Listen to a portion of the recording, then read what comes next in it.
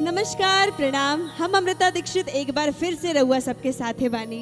9 दिन से लगातार बानी। आज 10वां दिन बा, दशमी के दिन बा। लगातार 9 दिन से माता रानी के देवी मैया के पूजा अर्चना चलाता। हम 9 देवी की कथा लगातार रहुआ सबसे सुनावतानी। आज के दिन माता के विदाई के दिन है। आज के दिन सभी भक्तन के आंख में पानी होला। माता से दूर होके में जोन कष्ट होला वो एगो भक्त एगो बेटा ही जानेला। और ऐसे ने आज एगो भक्त के एगो बेटा के दरबार में हम बोलावे जा रहल बानी, जिनका नाम बाटे गुंजन सिंह। त आई देखतानी गुंजन सिंह का पुष्प लेके आइल बड़े देवी मैया खातिर। गुंजन प्लीज। जय हो। दरबार में बहुत बहुत स्वागत। गुंजन जी, कौन सा पुष्प लेके आयल बनी देवी मैया खातिर? का सुनाई ब्रहुआ? माई के ताड़हुल फूल पसंद बा और एगो जबरदस्त गाना जेकरा में माई के आगमन के बात बा। बस एगो प्रयास बा माई के बुलावे के।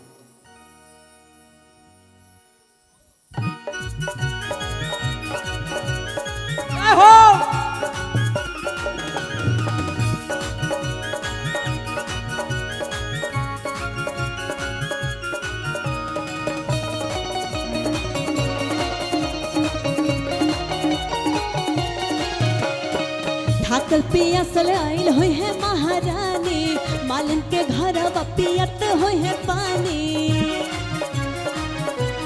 ए थाकल पियासल आइल होय है महारानी, मालिन के घर पियासल होय है पानी। सातो बहिन के पनिया पियावे पड़ी। हो मालिन घर से, मालिन घरवा से माई के बोला बल जाई। अरे निमिये त झुलुआ झूला बल जाई। मालिन घरवा से माई के बोला बल जाई और निमिये त झुलुआ झूला बल जाई।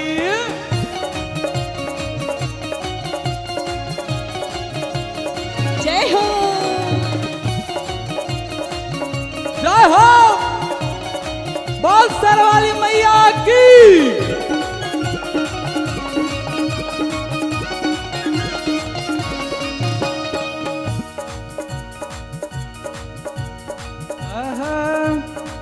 मुख दिया नवा ले आइब बाजार से, करब पूजा नवा अंगनवा में बार के।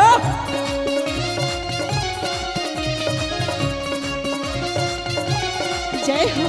चौमुख दिया नवा ले आइब बाजार से, करब पूजा नवा अंगनवा में बार के। ए जी माई के बोलावे में देर जनी करिहा, पियरी पहिर के तू पचरा उचरिहा। माई के बोलावे में देर जनी करिहा, पियरी पहिर के तू पचरा उचरिहा। अरे घिउआ के दिया बजरावे पड़ी। हो मालिन घर से, मालिन घरवा से माई के बोला बल जाई। मंदिरिये में माई के जगह बल जाई।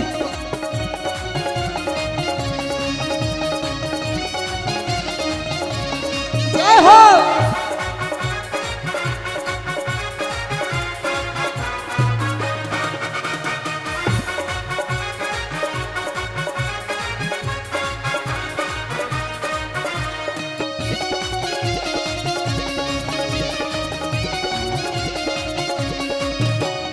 और का कहता? का कहता? हाँ कि 9 दिन कतही न जाइब हम छोड़ के, बैठा बंगनवा कला सबाया गोर के। अच्छा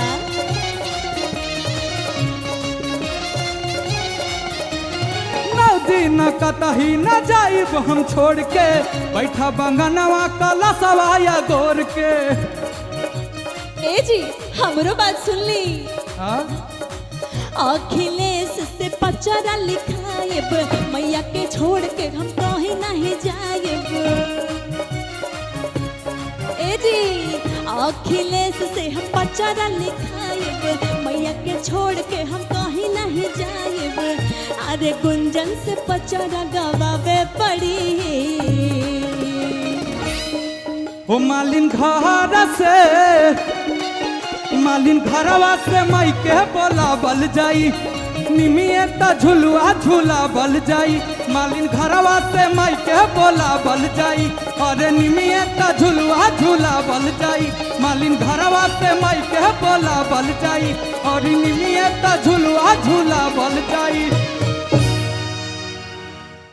माई के विदाई के समय बा भैया, ओ समय बहुत ही संकट के समय बा।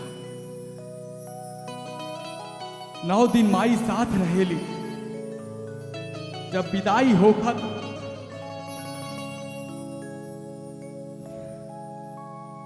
आँख से आंसू बहा। एगो भक्त माई से कहत, कैसे कहता भैया,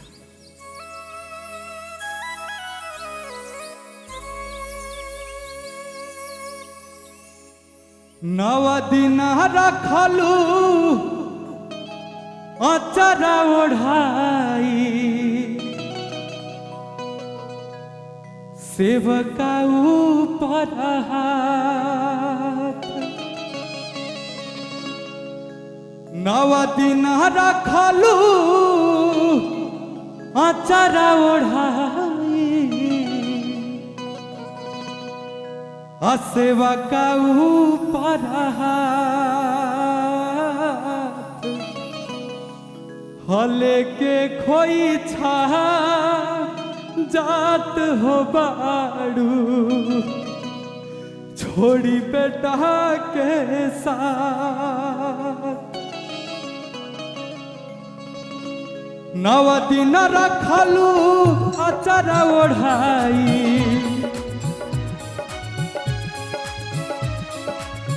9 दिन रखलू अचरा ओढ़ाई, सेवका ऊपर हाथ। लेके खोई छा जात हो बाड़ू, छोड़ी बेटा के साथ। लेके खोई छा जात हो बाड़ू, छोड़ी बेटा के साथ।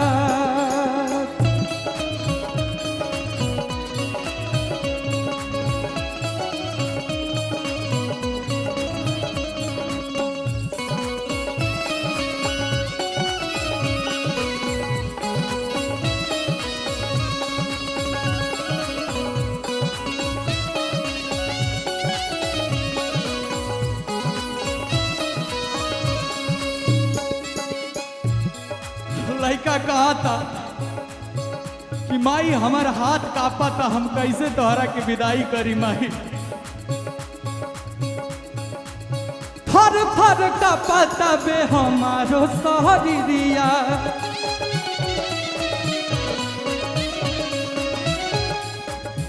कैसे के छोड़ी माई, ए माई कैसे के छोड़ी माई तोहरो आचरिया।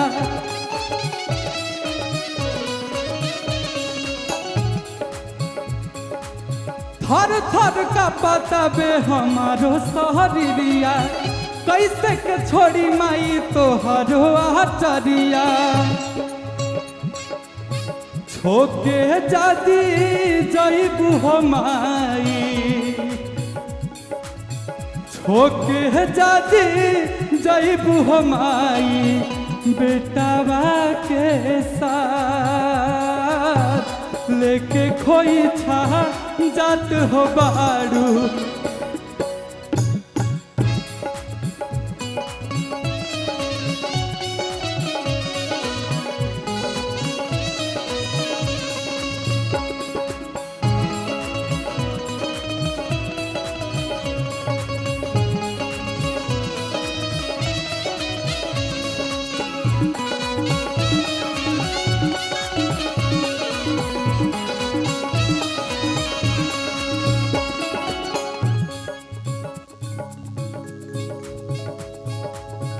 लड़का रोवता, कहता माई हमनी के छोड़ के मत जाई, कैसे कहा था भैया, जबल तू रहलू माई हमनी के गाँव में, तबल तू रखलू हया चारा के छाँव में।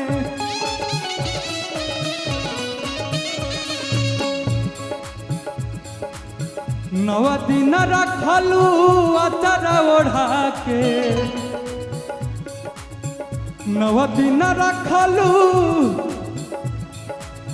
नौ दिन रखलू अचारा ओढ़ाई सेवा का ऊपर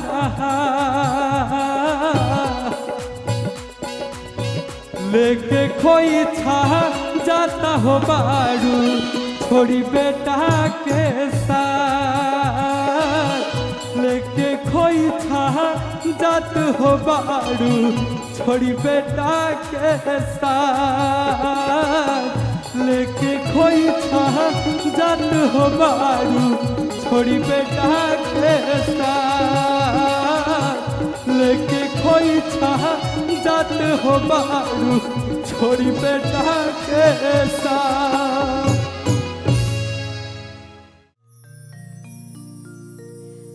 गुंजन सिंह जी बहुत सुंदर भजन गौले आ देवी माँ के एकदम खुश कर दिले।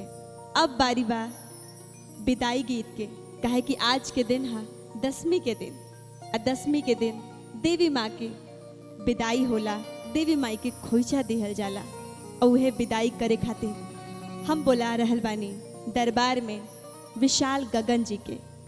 विशाल गगन जी दरबार में आई। का कहें अमृता जी, माई हमने के 9 दिन अतना प्यार और आशीर्वाद देहिला, अतना बढ़िया लागेला। आ कौनो बेटा खाती माई के विदाई कई तनिको नीक ना लागेला। गावे की स्थिति में नहीं की, हम कुछ कह नहीं की पावत, लेकिन जात जात माई से आखिरी बार हम कहल चाहते, जाके माई हमनी के, जाके माई हमनी के हर भुला जानी जइहा हो, जाके माई हमनी के हर भुला जानी जइहा हो, चाहे जहाँ रहिहा बाकी दया पर सहिहा हो, चाहे जहाँ रहिहा बाकी दया पर सहिहा हो। रखिहा तू याद माई, रखिहा तू याद माई, जन बिसरइहा हो, चाहे जहाँ रहिहा बाकी दया पर सहिहा हो, चाहे जहाँ रहिहा बाकी दया पर सहिहा हो। हे माई तहार विदाई तनिको नहीं के साथ है माई, कैसे हमने की तहार विदाई करी जा, कुछ नहीं के बुझाते माई। हे अमृता जी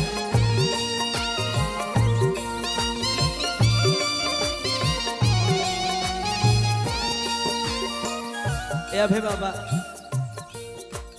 माई के 9 दिन कितना प्यार मिलेला, कितना नीक लागेला माई की पंडाल। और समय बा आज 10वीं है माई की विदाई के दिन। पंडित 9 दिन रहलू माई हमनी के दिनों रात साथ हो,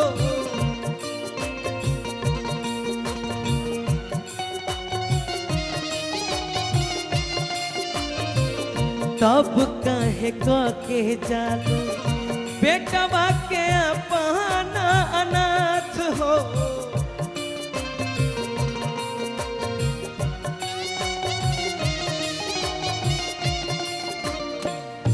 नव दिन रहलू माई हमनी के दिनों एक साथ हो, तब कहे के जालू बेटवा के अपना नाथ हो।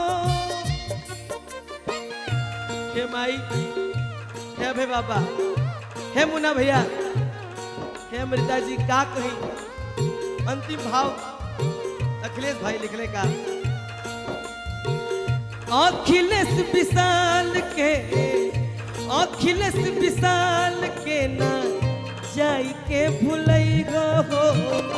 अखिलेश विशाल के, अखिलेश मनोज के ना जाई के भुलई हो। चाहे जहाँ रही हो बाकी दया पर सही हो।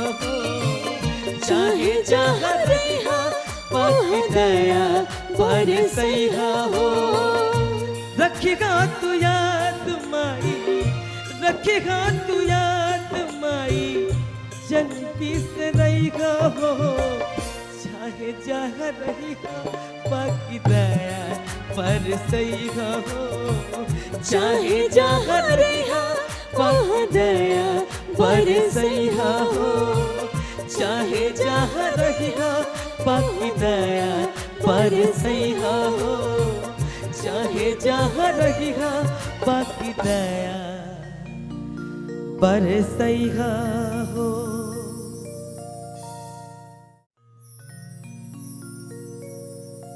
वाकई में बेटा खातिर माई के छोड़ल बहुत कठिन बा, लेकिन विधि बा, विधान बा।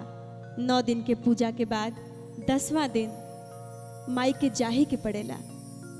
आई यही कड़ी में एक और पुष्प के जोड़तानी, एक और गायक कलाकार के हाजिरी एह मंच से लागी माँ के दरबार में। उनका नाम बाटे नील कमल सिंह।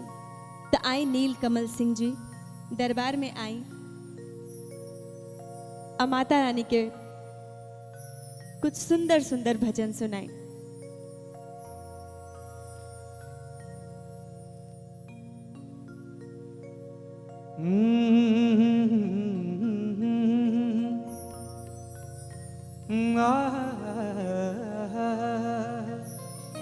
एगो भक्त माई की विदाई पर कैसे रोता भैया, आई भाव में कि अरे मन नाही करेला करे के विदाई माई हो।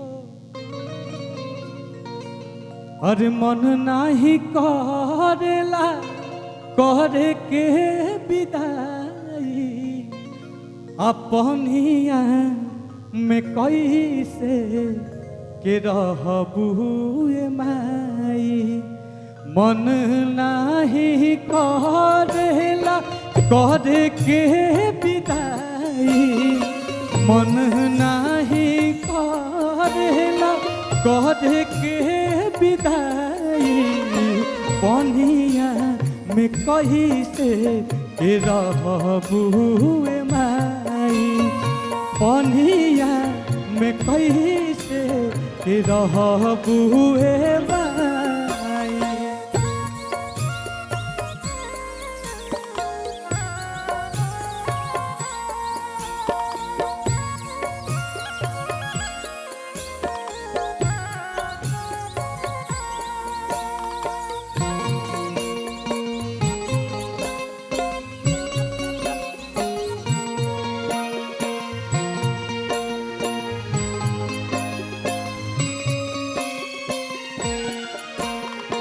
मन बाटे जिंदगी भर आँखिए में रही, माई माई के माई माई कही।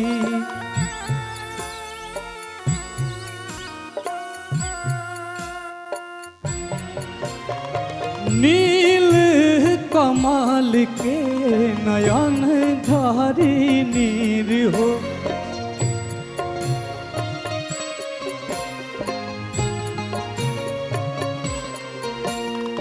निरखत निकाल जाइत सौसे उमेर हो।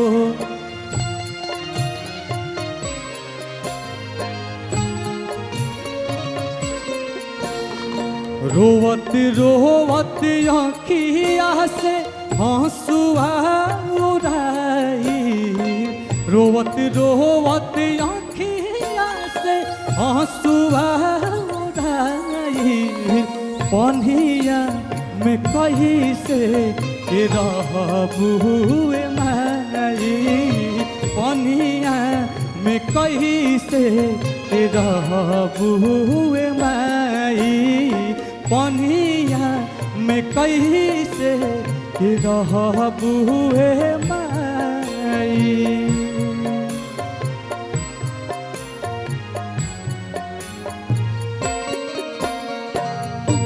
बहुत ही सुंदर गीत रहे नीलकमल सिंह जी के।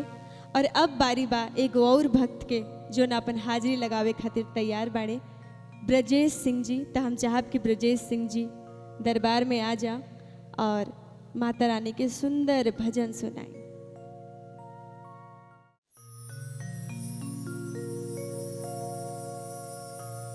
हे जगजननी, हे मोर महतारी, आज हमनी से इन 9 दिन में कौन गलती भइल बा जे इतना हंसा खेला के आ तू आज अपन अचरा छोड़ावत तारू। हे माई, एगो बेटा अपना माई से कहता कैसे, बेटा करी कैसे माई के विदाई, कहाँ जात बारू अचरा छोड़ाई। बेटा करी कैसे माई के विदाई, कहाँ जात बारू अचरा छोड़ाई। बेटा करी कैसे माई के विदाई, कहाँ जात बारू अचरा छोड़ाई।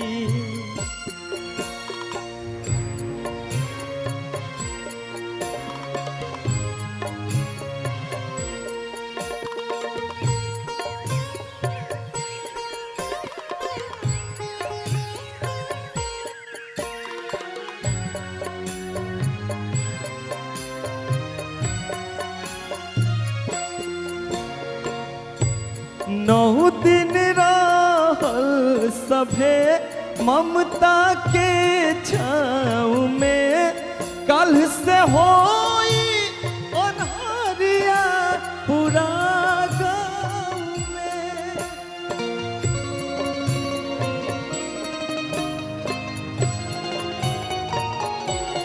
नौ दिन रहे सभे ममता के छाँव में, कल से होई अन्हारिया पूरा गाँव में।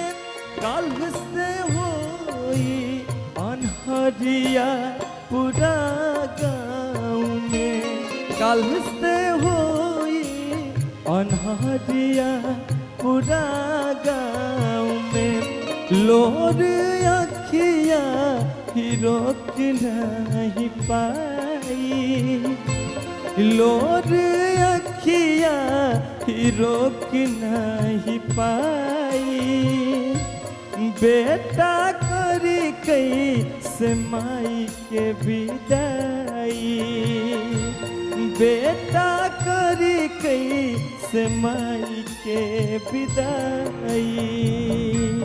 बेटा करी कैसे माई के विदाई।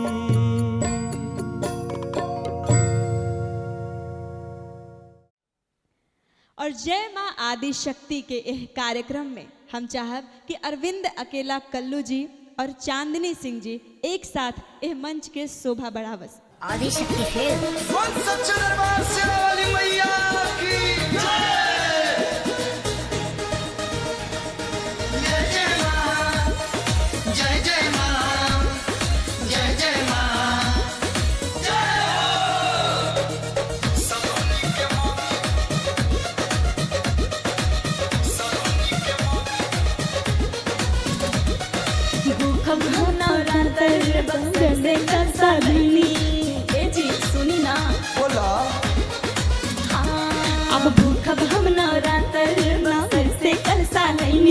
मारी के कृपा भइल रउआ जैसन पति बनी भूख जनी 9 दिन गड़बड़ है जाइबू सलोनी के मम्मी दोबारा है जाइबू भूख जनी 9 दिन गड़बड़ है जाइबू सलोनी के मम्मी दोबारा है जाइबू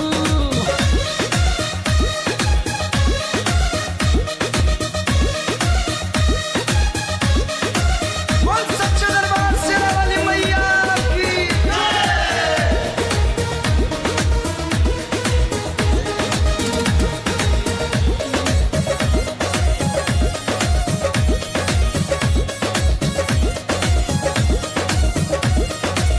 जाके गोलंबर से ले आई काल जी भूख बुतू आज छिता रह जाइबू काल जी अच्छा हाँ जानी मजबूर जानी बुझी मन जोर जी 4 दिन बीती तो बहावे लग बुलोर जी नया गाड़ी मांगे वैसे करबू तू फलहारी बोले खबर पहुंची नहीं हर तुहरा बोली है खूब महतारी हाँ ताजा बाड़ू रानी और वहा जाइबू सलोनी के मम्मी दोबारा जाइबू ए हो भूखा जानी 9 दिन गड़बड़ा जाइबू सलोनी के मम्मी दोबारा जाइबू बोल सच्चे दरबार शेरा वाली मैया की presented by Adishakti Films. जय जय माँ जय जय माँ जय हो सलोनी के मम्मी दोबारा जाइबू सलोनी के मम्मी दोबारा जाइबू श्याम दे हाथी सैया हमके रंगे रोकी नाही जे मनबू तकलीफ बड़ी होखी ए धनिया मान जा अरे कलवा दे बाहर संगे बनल बाबा लान हो बाबा यार बिंद खानी होइबू परेशान हो मेहरा से रानी पूरा दुनिया बहारल नामन पुता भूखा तो हर मते बाबे मारल हाँ कथी कथी बोला फल फूल खाइबू सलोनी के मम्मी जाती भूख जाइबू बोला पूछे खातिर कौन मंदिर जाइबू सलोनी के मम्मी जाती भूख जाइबू ना मनबू तो भूख जा थैंक यू सलोनी के पापा Presented by Adishakti Films.